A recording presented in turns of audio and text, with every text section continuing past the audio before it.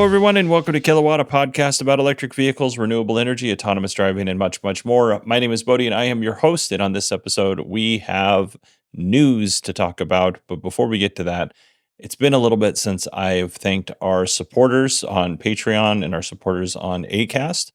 So if you don't know, you can support the show by going to patreon.com/kilowatt or supportkilowatt.com.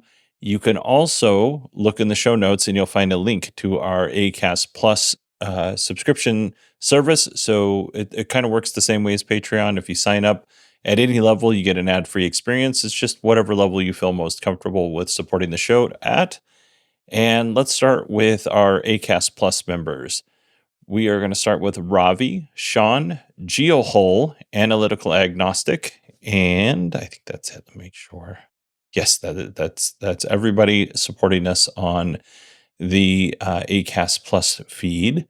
And then we're not going to read everybody off today on the Patreon feed. I'll cover this over a couple of days, simply because we have a lot. We have a lot of supporters. So we're going to recognize everybody and give them their place to shine, rather than just read a bunch of names off all at once. So we're going to start with our 2018 supporters all the way up to 2020. And of course, we'll start with James, our number one and first supporter of this podcast. And you can also go check out James at True North EV's podcast if you are so inclined. And then we have Mark, Nate, Cameron, Don, Dale, Chris, Chip, and Tommaso. Thank you all so much for supporting the show. It really does mean a lot. And these are many of you are OG supporters. These folks are OG supporters. So thank you so much for supporting the show. And if you didn't hear your name this time, don't worry. Over the next couple of shows, I'm going to make sure to mention everybody. I do think it's important that you get the actual recognition and credit you deserve. And if I read off all of these names, I think it would just get lost in the shuffle. So what I'm trying to do is I want to make sure everybody feels appreciated, because I do appreciate you. All right.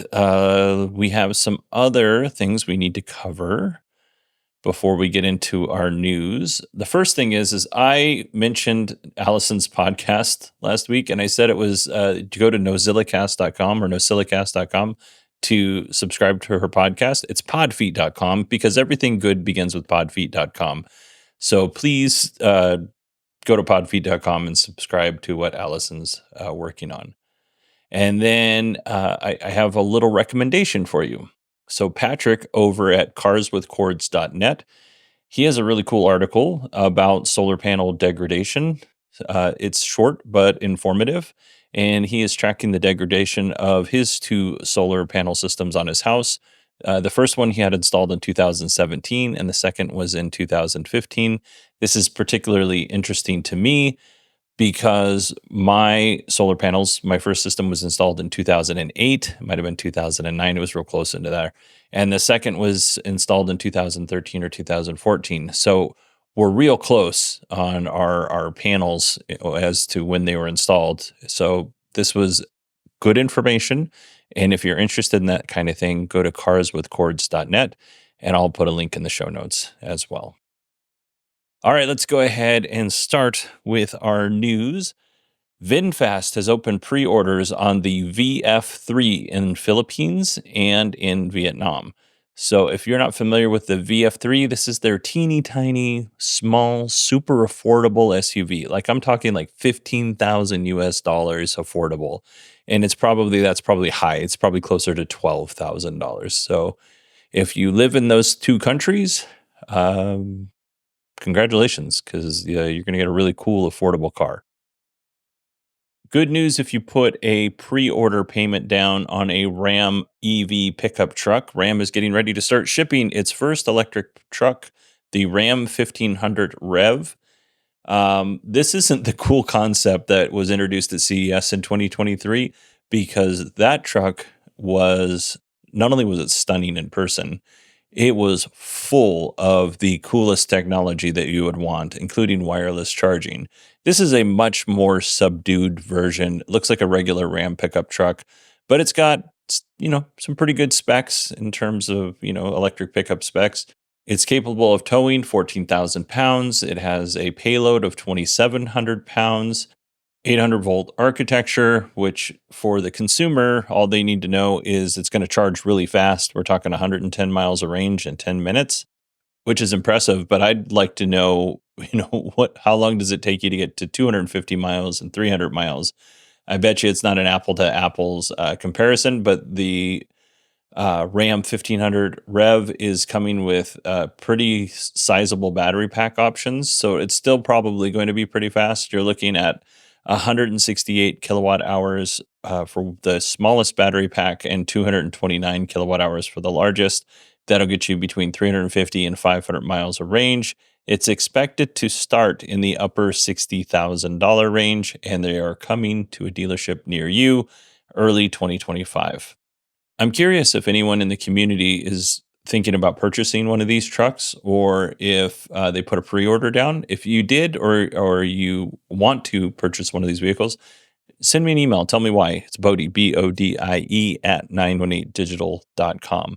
Like, why are you interested in the Ram over the Ford or the Chevy pickup, or even the Cybertruck and Fisker, not Fisker, that's our next story, even the Cybertruck or the Rivian R1T? Just kind of curious as what your thought process is on that. Because I do think it's a good looking truck, but it looks like a regular Ram truck. It's not. I was really hoping for the Ram Rev concept that they showed off at CES. Let's see. Fisker Ocean. That's our next story. I'm actually working on a series of episodes for the Fisker Ocean, so that's why I haven't talked about it a lot lately, because there has been Fisker Ocean news. I'm just collecting those stories, and I'm working through the Fisker Ocean timeline. Let's put it that way. So I'm hoping to have that episode out sometime in closer to the holidays, because it's a lot more work than I thought it was going to be. But this one particular story is a story that I cannot wait for. We have to address it right now. Fisker has issued a few recalls. Some of the issues include a sudden loss of power, incorrectly displaying warning lights, and reduction in regen braking. Those recalls can be resolved with a over-the-air update. The other two recalls that they have, which are faulty door handles and a problem with the electric water pump, those are going to have to go in and actually be repaired. So initially, Fisker told owners that Fisker would pay for all of the parts, but the cost of the labor would have to come out of the owner's pocket, which, I'm going to be honest with you, not very many Fisker owners were happy with that decision. Fisker ultimately did reverse that terrible, terrible decision, and they have decided that they will pay for the labor as well, which is, the right thing to do. I'm still rooting for Fisker to figure this out, but goodness gracious, it does seem like they keep kicking themselves in the crotch. There is, and I'm not going to talk about it here, but there is a class action lawsuit, which is actually, it's a class action lawsuit against Chase through some of the Fisker owners, because Chase, I guess, was the preferred lender for the vehicles. So there's some lawsuit going through right now or starting up. So if you are a Fisker Ocean owner, you should, look into that. I'm sure you've already received plenty of letters and phone calls. But yeah, we'll talk about that when we do our big Fisker Ocean, our Fisker Motors episode. But I do want to say that I really hope that particular episode has a happy ending for both Fisker and Fisker owners. It may be out too early to tell for sure, but yeah. All right.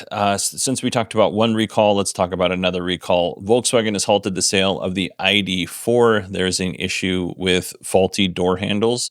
So what can happen is water can seep through and the door handles and end up causing damage to the printed circuit board. And then in turn, with this water damage, it could potentially give an open command to the door while the vehicle is in motion, which we don't want doors just opening randomly. That's not good. The recall affects 98,806 ID.4s. The years affected are 2021 to 2024. Despite there being a recall, VW doesn't have a fix yet, but I do think it's important that they are addressing this for sure. VW has also furloughed 200 employees from their Chattanooga, Tennessee plant. The employees will still receive, benefits like insurance and stuff like that, but they'll have to go on unemployment during the furlough.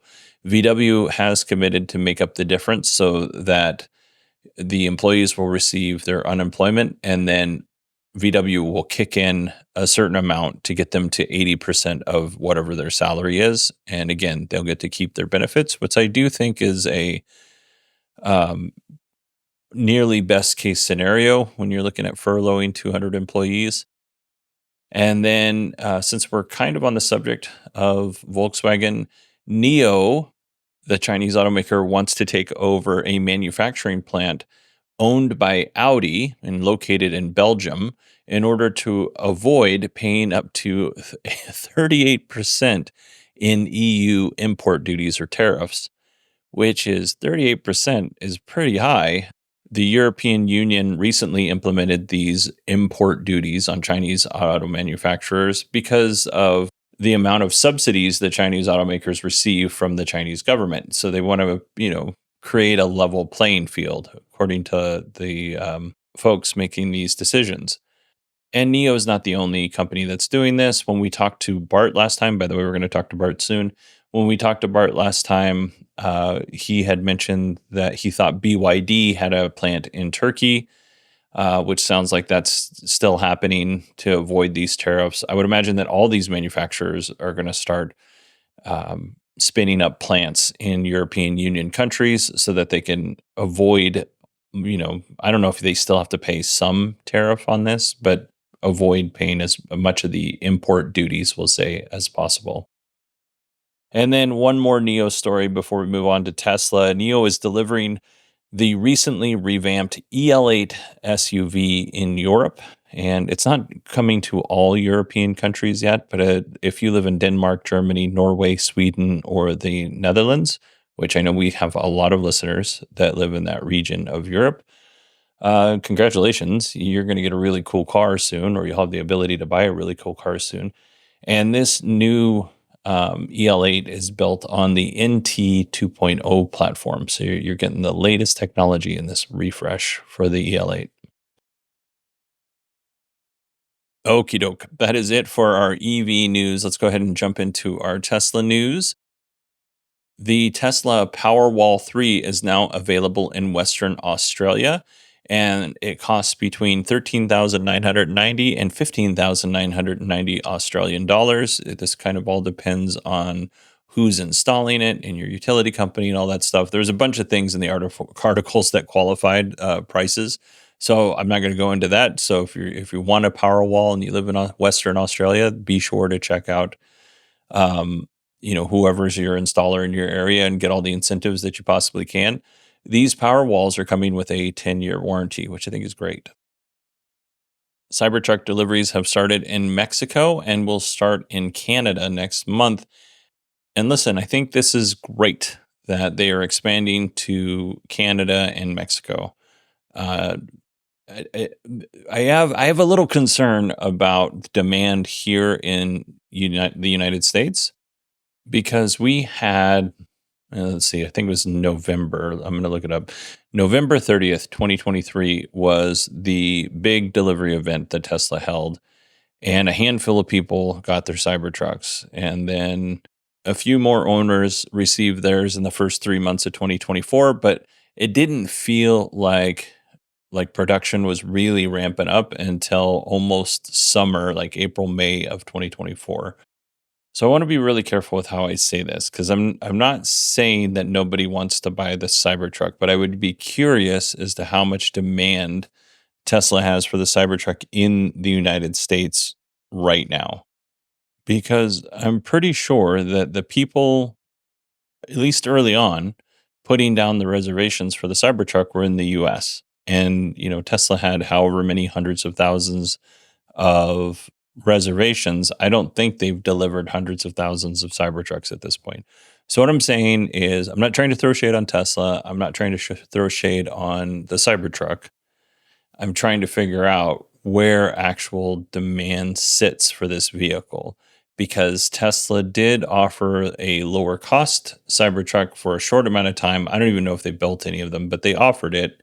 And then they quickly decided they weren't going to do that. So there's a lot of questions that I have that need to be answered. And maybe we'll get those in the Q3 2024 earnings call, or maybe even the Q4 2024 earnings call, simply because, Tesla's not separating out the sales of the Cybertruck, the Model S, and the Model X. Those are all together. So we don't really have any solid sales numbers on the Cybertruck. I just like to know where it is. I'm not saying I'm concerned. I'm just saying I have questions. All right, let's move on. This is kind of a Tesla story here, but and thank you to Steve Sheridan for passing this along. GM EVs can now charge on the supercharger network. This is great. This is absolutely great. Problem is, when Rivian EVs got access to the supercharger network, Rivian gave every owner an adapter for free. And Ford did the same thing. They gave their folks a CCS or a NACS to CCS adapter free for a certain period of time, and then after that, you'd have to buy it, which I think is fair. GM customers are not going to get that. They're going to have to pay $225 for the adapter. But if they do that, they will have access to 232,000 public chargers, which don't all include superchargers. There's only 17,800 of those that are superchargers. Now, here's the interesting bit that Steve passed along. The Chevy Bolt can also charge on the supercharger network. The Chevy Bolt, well, it's a great car. No shade to the Chevy Bolt. It's a great car, or anybody who drives one, because I recommend them to people all the time who are looking for like affordable EVs and they don't want to pay a lot and they're okay with buying used. Chevy Bolt's great. Unfortunately, it's one of the slowest charging EVs, even in DC fast charging EVs on the market. It's got like a maximum charge rate of 55 kilowatts, which is really slow. Like the Model Y, or excuse me, the Model 3 rear wheel drive, contiguous. That is 170 kilowatts. That was an inside joke. So if only one person got that joke, that's all that joke was for. Anyway, my point is to this is there's probably going to be some people who are unhappy to see the Chevy Bolt showing up and charging on the supercharger network just because it is so slow.